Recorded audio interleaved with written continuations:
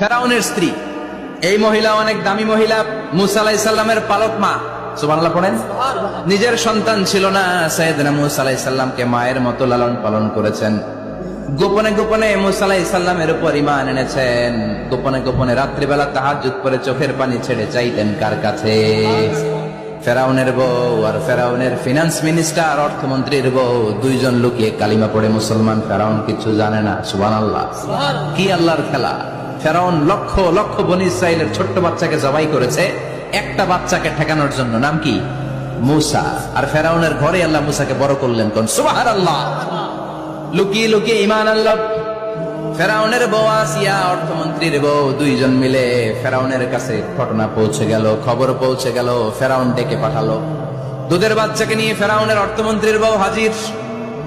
কুখ্যাত সন্ত্রাসী ফেরাউনের নিজের বউ আসিয়াও হাজির। ফেরাউন বলে, এক আল্লাহর উপর কুফরির ঘোষণা দে, আল্লাহকে ভুলে যা, আমার পায়ের সামনে সেজদা দে, আমি মাফ করে দেব। আসিয়ার এক কথা, জীবন যাবে কিন্তু ঈমান যাবে।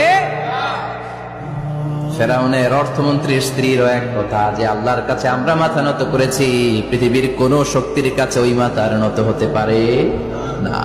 ফেরাউন বলল, তাই নাকি? দেখি তোদের ঈমানের পাওয়ার কত বড়। অর্ডার করলো বিশাল বড় পাতিল নিয়ে আসো, কড়াই নিয়ে আসো, কড়াই ভর্তি তেল গরম করতে শুরু করো। টকবক টকবক করে কড়াইয়ের মধ্যে গরম তেল। ফেরাউন বলে, ও অর্থমন্ত্রীর স্ত্রী, তোমারে অনেক ভালো জানতাম, এখনই আমার পায়ের সামনে সেজদায় লুটিয়ে পড়ো, আল্লাহরে ছাড়ো, আমি তোরে ছেড়ে দেব। অর্থমন্ত্রীর বউ বলে, এত সোজা না। সুবহানাল্লাহ বলে। কি ঈমান? ঈমানের পথে অবিচল থেকে আমার মরণ যেন হয়, তোমারই কাছে মিনতি আমার, তোমারই কাছে মিনতি আমার, মহামহিম দয়াময়, ঈমানের পথে অবিচল থেকে আমার মরণ যেন হয়। পড়ে না আমি, আবার পড়ে না আমি। এক কথা, আল্লাহর সামনে মাথা নত করেছি, কারো সামনে করব না। ফেরাউন অর্ডার দিল, এই মহিলার দুধের বাচ্চাটারে টান দিয়া টকবক তেলের মধ্যে, কড়াইয়ের মধ্যে গরম তেলের মধ্যে ছেড়ে দে। মায়ের চোখের সামনে দুধের বাচ্চাকে গরম তেলের মধ্যে ছাড়ে। হিসাবটা কি সহজ নাকি? কথা বলেন। চিৎকার দিয়ে মা কেঁদে ওঠে, ছেড়ে দাও। ফেরাউনের নির্দয় অন্তরে দয়া হয় না। দুধের বাচ্চাটারে তেলের মধ্যে ছেড়ে দেওয়ার পরে মুহূর্তের মধ্যে ছেলেটা রোস্ট হয়ে যায়। কিন্তু ছেলেটা হাত উঁচু করে ডেকে বলে, মা ভয় পেও না, তোমরা দেখো টকবগে কড়াইয়ের ভেতরে তেল, আসলে মা এটা আগুন না, এটা জান্নাতের বাগান। ও মা, ফেরাউনের দিকে তাকাস না রে মা, আমার মতো দৌড় দিয়ে তেলের মধ্যে ঝাঁপ দে। আল্লাহু আকবার। ফেরাউনের অর্থমন্ত্রীর বউয়ের ঈমান দ্বিগুণ হয়ে যায়, তিনগুণ হয়ে যায়।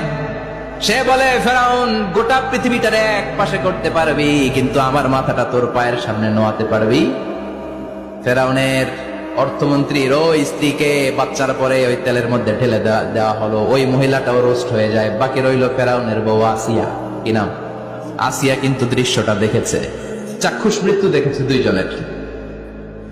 ফেরাউন বলে, আসিয়া, কত অন্তরঙ্গ সম্পর্ক আমাদের, আজীবন কত ভালোবাসা ছিল, কত খুনসুটি ছিল, কিন্তু আমার পায়ের মধ্যে সেজদা দিয়ে প্রমাণ কর তুই আমারে ভালোবাসিস। আসিয়ারও একই কথা, জীবন দিব কিন্তু ঈমান দিব না। ফেরাউন বলল, তোকেও আমি ছাড়বো না, তোকে আমি উলঙ্গ করব।